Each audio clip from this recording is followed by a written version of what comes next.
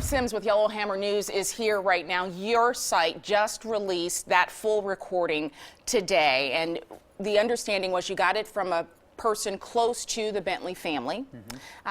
On that beach vacation, it sounds like. Tell me, are there more recordings?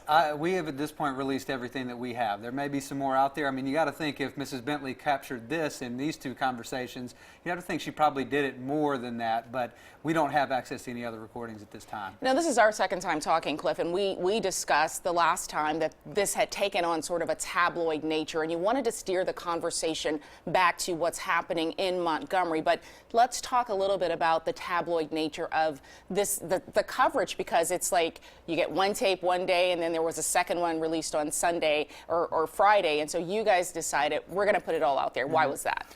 Well, it really stemmed from the governor coming out and saying, looking the people of Alabama in the eye and saying, I did not have a physical relationship with Mrs. Mason.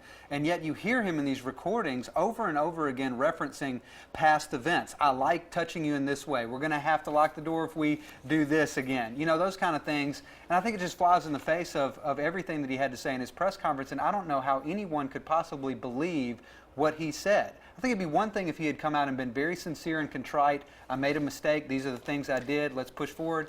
That's not what happened. So two things. I've reached out to all of the principals in this. Mrs. Bentley, Rebecca Caldwell Mason, and the governor, just trying to hear from them because we're hearing these recordings.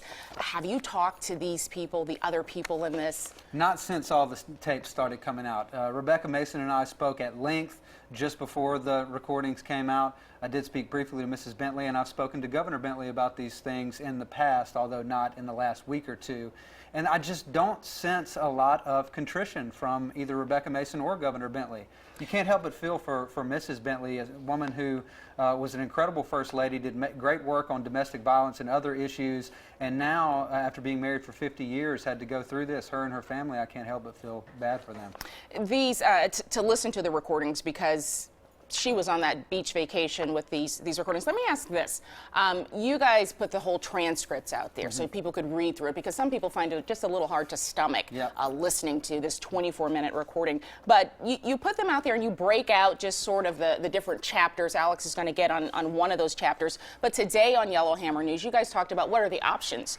Should he resign? Can he be impeached? Can there be a recall election?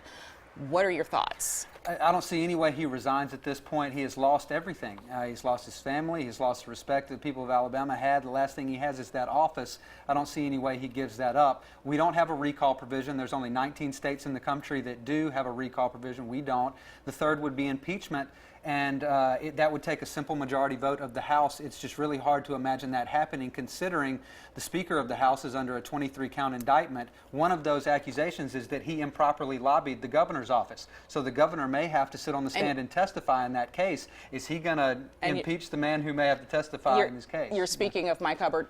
Cliff Sims, Yellowhammer News, thank you for joining us. Folks, you can see we have a link on our website at WIAT.com to those full recordings and Yellowhammer's news site with that transcript.